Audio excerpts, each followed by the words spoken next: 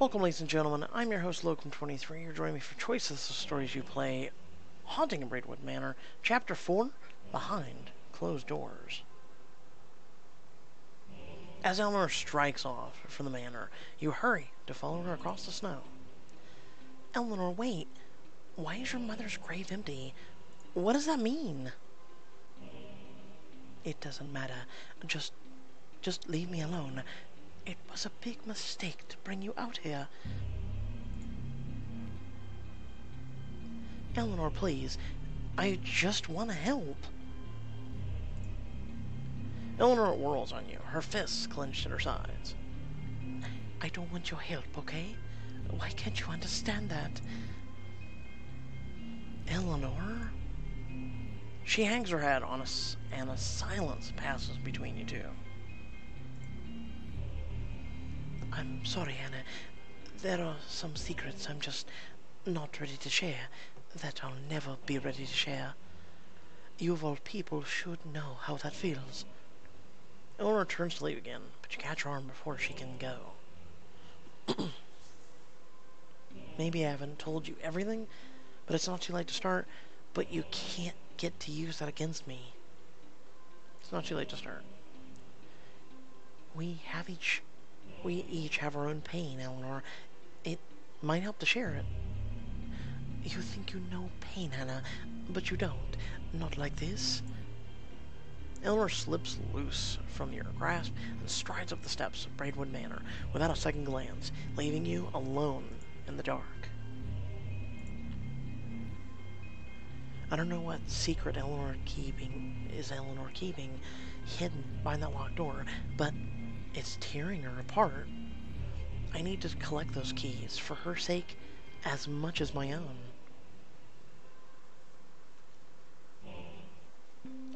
You shut the manor's doors against the biting cold and step into the foyer, finding no sign of Eleanor. Just then Simon and Clarissa come hurling down the stairs, their faces stricken. Anna, there you are. What did you say to Eleanor? Nothing important. Why? Where is she? She went straight to her room and locked the door. She didn't look happy. It seems like locked doors are becoming a theme for her. Anna, that's not funny. Whatever you said must have really hurt her feelings. I wasn't trying to be funny. It's just... Don't you two ever wonder why Eleanor has so many rules, so many secrets? Well, sorta. She never lets us wander very far from the house. Or leave our rooms after dark. Or ask any questions about Mother and Father, or why we never see any of our other relatives, or... All right, Simon, that's enough. We see what you're getting at, Hannah. Good. Then you need to see why. I need to get Thomas's key. I need to find out what's behind that door. Even if you convince Thomas, which you won't, you'll need to get Eleanor's key somehow. I'll worry about that later. Have either of you seen Thomas? No, but I hear him. He must be practicing piano in the parlor. Not a good time to disturb him. He's not very talkative at the best of times, but when he's practicing... Once I asked him to play with me when he was at the piano, and he shut me in the pantry for 5 whole minutes. I nearly starved to death. Well, that's a risk I'm willing to take. Leaving Clarissa and Simon in the foyer, you enter the parlor to find Thomas playing a lovely melody on the piano.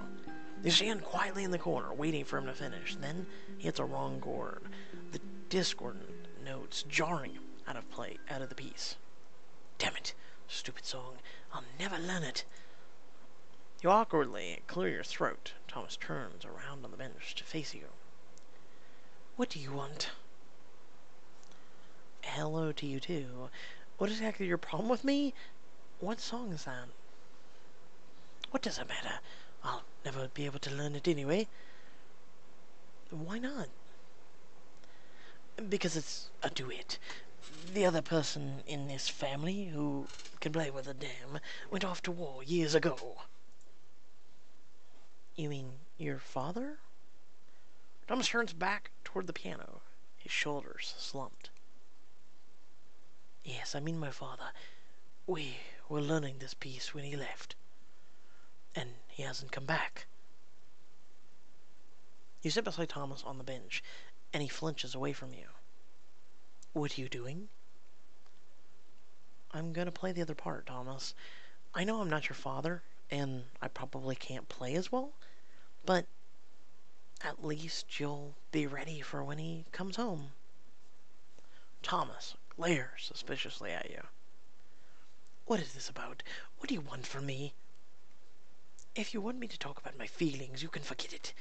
We're not going to be friends. We don't have to talk. We can just play. You turn to face the sheet of music, and out of the corner of your eye, you see Thomas do the same. Okay then. The chords you need to play are C minor, G minor, A flat, in that order. Ready? Okay. Let's take it from the top. C minor, G minor, A flat. Perfect. Now you just need to keep playing those chords and I'll come in with my part. Soon you and Thomas are playing the duet perfectly. Thomas hitting every single note of the melody while you provide the harmony. Finally. Sounds pretty good, huh? You finish the piece and Thomas closes the lid on the keyboard. Still in a bad mood? No, not as much. I suppose I should say thank you. Well, I think that would be appropriate. But if you really want to thank me, there's something I need your help with. Ah, now the truth comes out. Of course you had an ulterior motive. Thomas, I'm sorry I lied to you, which we really didn't lie. We just said, hey, let's play music. We don't need to talk. So now that we're done playing music, can we have a talk? So what if I did? You wouldn't have listened to me otherwise. I mean, would you even agree to talk to me this long normally? I guess not. Exactly. You didn't really leave me much of a choice, Thomas. For what it's worth, though, I really did enjoy helping you practice. Well, at least now I'll be able to play the song properly when my father returns and comes home. And that's all thanks to you. So if you want my help, you've got it. That's great to hear, Thomas, because I really need to borrow your key. I need to know what Eleanor is hiding behind that locked door. Why didn't you say so? I've been wanting to know the same thing for I don't know how long. Really? Of course. You think I haven't noticed how much Eleanor isn't telling us? As far as I remember, that door doesn't even lead anywhere special.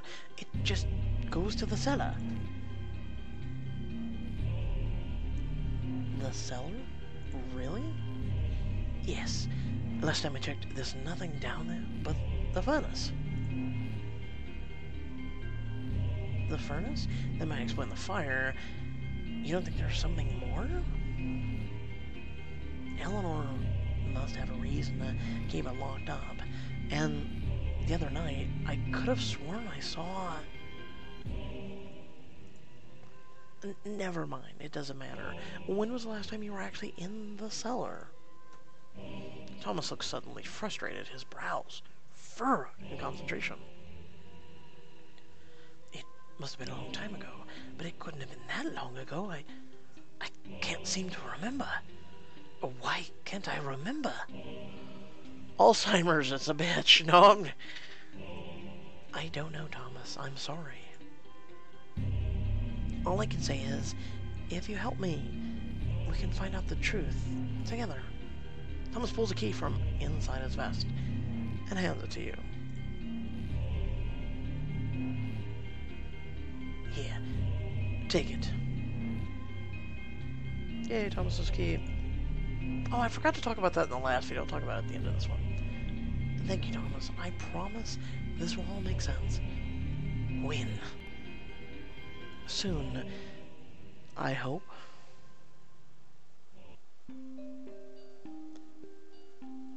Just then, you hear a sudden crash as the parlor door springs open and Simon and Clarissa tumble onto the floor.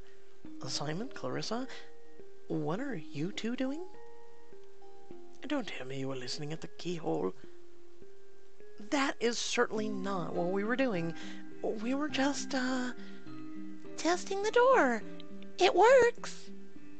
Ugh. Someone really needs to teach you how to lie a bit, Simon. So, how long were you two eavesdropping? Didn't I tell you I'd get Thomas's key? You did. Color me impressed. Now, all that's left is Eleanor's. Good luck with that. Eleanor keeps that key with her at all times. She'd never just hand it over. If you want to get your hands on it, you're going to have to steal it.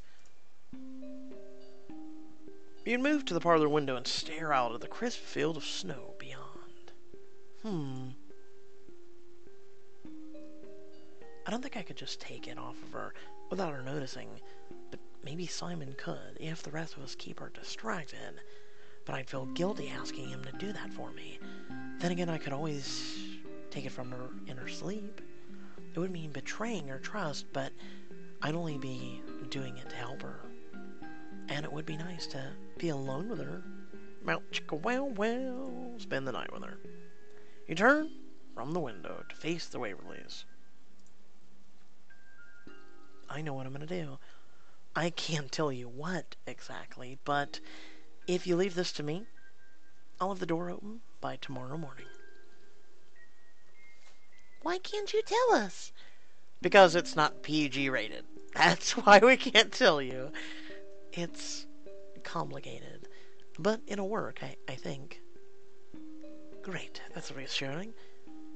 Just promise us that whatever you find out, you three will be the first to know. I promise. I don't know what Eleanor's hiding, but whatever it is, some secrets are too big for just one person. Wish me luck. You leave Clarissa, Thomas, and Simon in the parlor and wander the manor in search of Eleanor. As you cross the foyer, you look up to see Eleanor peering down from the second floor landing. And there you are. Can we talk? I don't think I'm ready to talk to you, Hannah. Eleanor disappears from view, and you hurry up the stairs to keep up with her.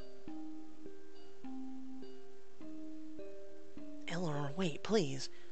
I'm sorry for pressuring you earlier. I didn't mean to make you so upset. Eleanor turns at the end of the hall, looking reproachful. I know you didn't mean to, Hannah, but you did. I'm not just some mystery for you to solve.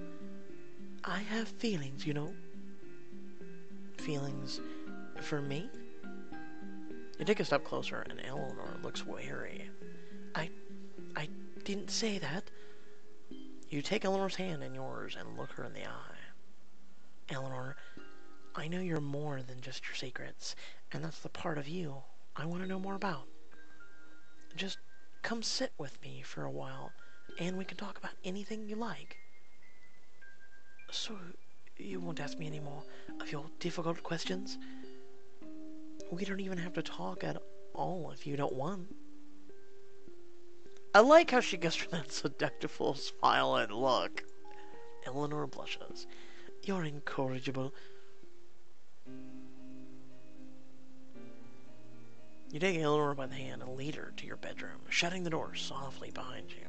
Eleanor stands awkwardly in the center of the room, at a loss. Do you want to sit down? Yes, of course. I'm sorry. I suppose I'm a bit nervous.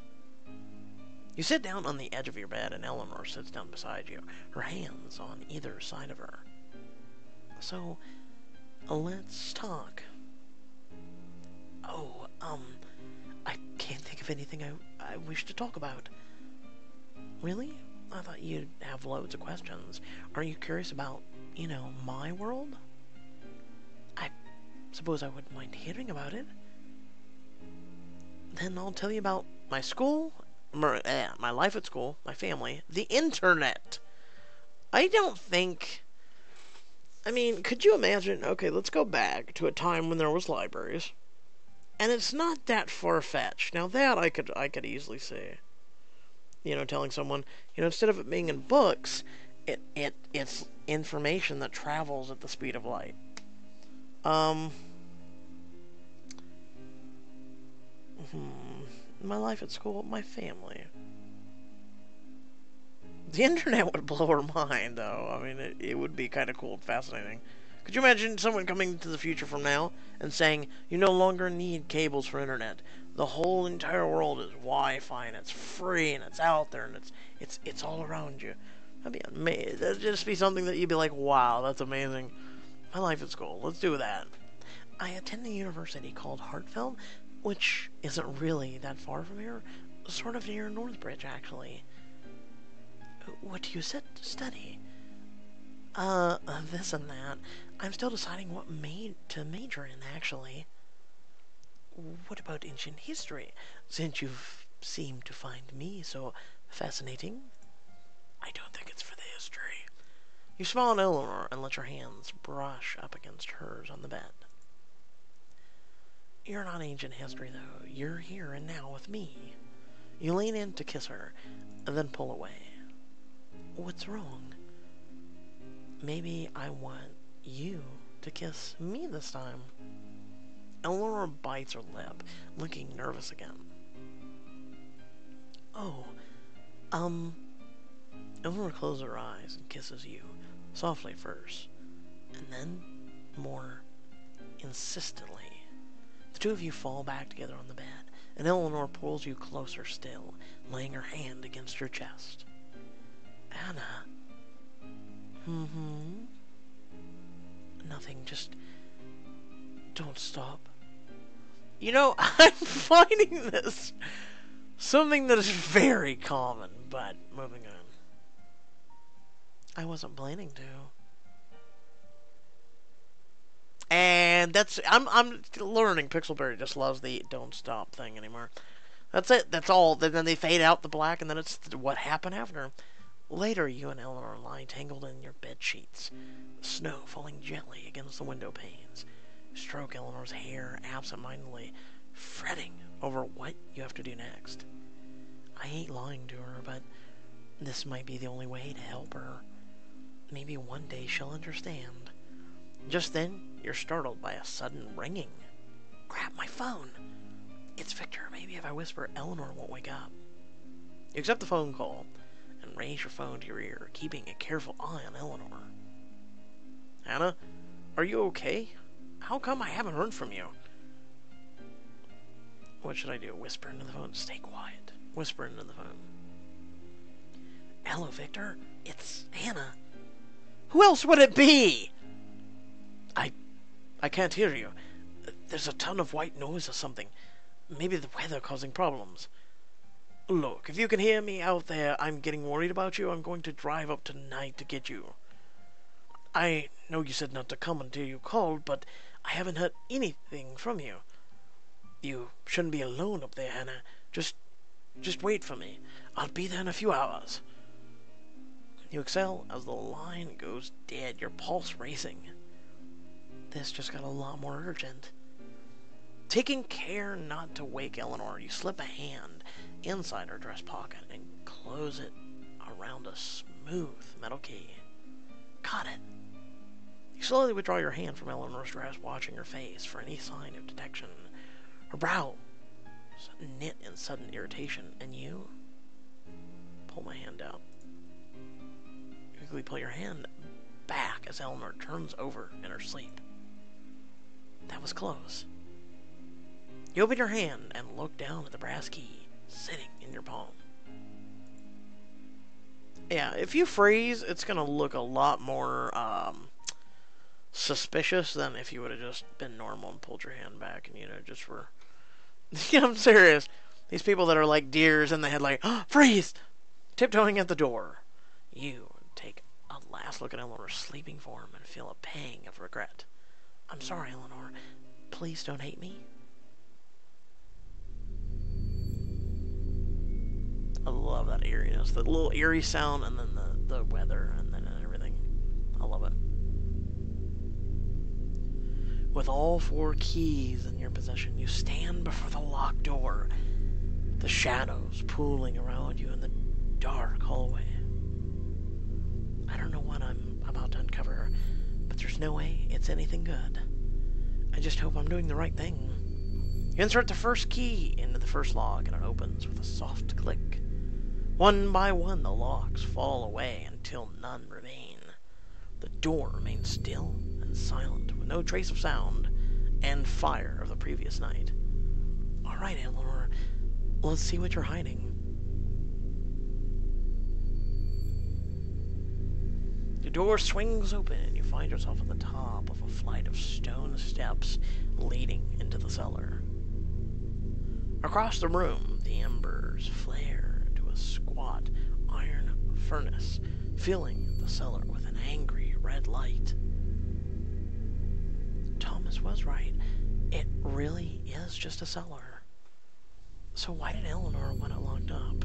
What was she so afraid of?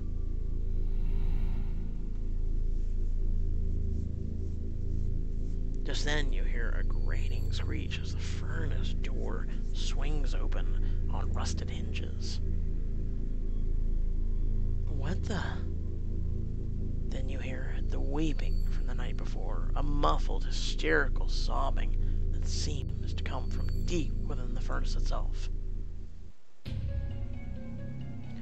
A skeletal hand emerges from the red throat of the furnace, its bony fingertips scrabbling on the cellar's stone floor.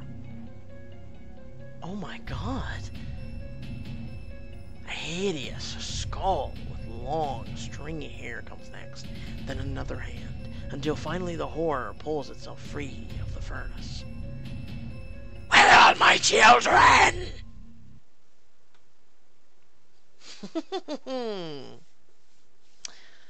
So, with that, so what I mentioned, or what I forgot to mention in the previous video, so these keys each have a letter on them, right? I feel like, and me and a friend got to talking about this, I feel like she's in a dream world. I feel like she had hit in her head, she passed out, she's in a dream world. So, kind of like astral projection, if you ever look into that, if you know of it, cool. If not, you should really look into it. Astral projection, you can transport yourself really anywhere. Sometimes you have control of it, sometimes you don't. You can wander around, your body can walk free through your house, things like that. So I feel like there is what happened. By going and astral projecting, and in a way going through the stream world or whatnot, I feel like that's how she's able to interact with the children in the past. I feel like that's how she's also able to do the things she's able to do. It's in her mind, it's not her actual body. Also, I feel like the keys and the door are a metaphor or something that the spiritual world that they were somehow able to construct, because, you know, in that realm they have full control of it. They can choke you, they can do whatever they want, you know, even have sex with you. So that's how I look at that. I actually got to thinking about that. It's not actually your physical form going back, it's your mind, it's not your body. So I actually discovered that, or was talking with someone about that, and they brought that attention to me. Because in the past, I kind of hypothesized that. I mean, it was almost been a year ago that I did that, but I kind of hypothesized something like that. But now that I'm replaying it, I feel like that's the 110% definite answer. So, I love it. With that being said, I hope y'all did enjoy. Feel free to like and share the video. Also head down to the description down below. You can follow my social medias, or if you wish to please support my channel and my content, would be greatly appreciated.